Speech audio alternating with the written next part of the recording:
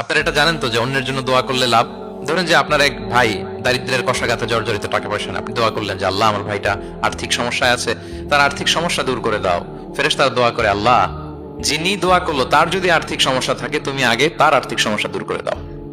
সুবহানাল্লাহ সুবহানাল্লাহ বিহামদি। তো এক লোক এই হাদিসের ফজিলত শুনে ইফতারির পূর্ব মুহূর্তে, যেহেতু দোয়া কবুল হয়, তার ওয়াইফ ইফতারি তৈরি করতেছে, এই হাদিসের ফজিলত শুনে এক লোক তার বন্ধুর জন্য দোয়া করতেছে যে আল্লাহ আমার বন্ধুটার তো এখনো বিয়ে হয় নাই, তুমি সুন্দরী রূপবতী একটা স্ত্রীর ব্যবস্থা করে দাও আল্লাহ আমার বন্ধুর। এই দোয়া শুনে তার স্ত্রী তো রেগে মেগে আগুন, সেই ইফতারি টিফতারি রেখে দিয়ে এসে বলে, এই এত বড় সাহস, কি দোয়া করো এসব উল্টাপাল্টা?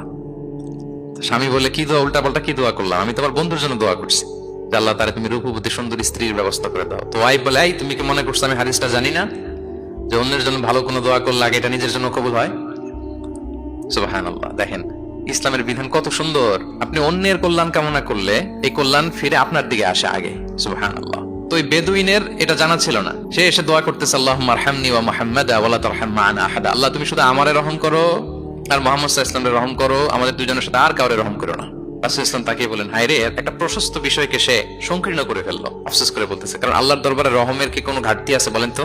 আল্লাহর দরবারে রহমতের কোনো কমতি আছে? নাই। সাথে সবাইকে ইনক্লুড করতে পারতো। আচ্ছা গেল, দোয়া শেষে এবার সে মসজিদে নবীর মাঝখানে বসে পেশাব করা আরম্ভ করছে। এবার তো সাহাবারা রেগে মেগে আগুন, কি এত বড় সাহস, মসজিদে নবীর মাঝখানে পেশাব! সবাই উদ্ধত হচ্ছে, তাকে মারতে যাবে। রাসূল ইসলাম সবাইকে সামলালেন, থামালেন, বললেন, রাখো রাখো রাখো, ছাড়ো, আগে সারতে দাও। কারণ কেউ যখন ওয়াশরুম সারে মাঝখানে তাকে ডিস্টার্ব করা যায় না, এটা তার ক্ষতি হবে। রাসূল ইসলাম বললেন, রাখো, লেট হিম পাস ইউরিন, তাকে কাজ সারতে দাও। সে কাজ সারলো। এবার রাসূল ইসলাম বললেন, ও হারিকু আলা বাউলিহি সাজলান মিন মা, তার পেশাবের উপর এক বালতি পানি ঢেলে দাও, দিয়ে ফেললো। এবার রাসূল ইসলাম বললেন, ইন্নামা বুইসতুম মুয়াসসিরিন ওয়া লাম তুবআসু মুআসসিরিন। হে সাহাবারা, মনে রাখো তোমরা সহজপন্থী হিসেবে প্রেরিত হয়েছে, তোমরা কট্টরপন্থী হয়ে পৃথিবীতে প্রেরিত হও নাই। সুবহানাল্লাহ। তাহলে যে কোনো জিনিসের সলিউশন আপনার সহজভাবে করতে হবে, এটাকে জটিল বানানো যাবে না। আমরা অনেক সময় জটিল থেকে জটিল করি। তখন এই বেদুইনকে রাসূল ইসলাম ডেকে বললেন, আচ্ছা তুমি যে কাজটা করলে, মসজিদে নবীর মাঝখানে পেশাব করলে, এটা কি ঠিক হলো?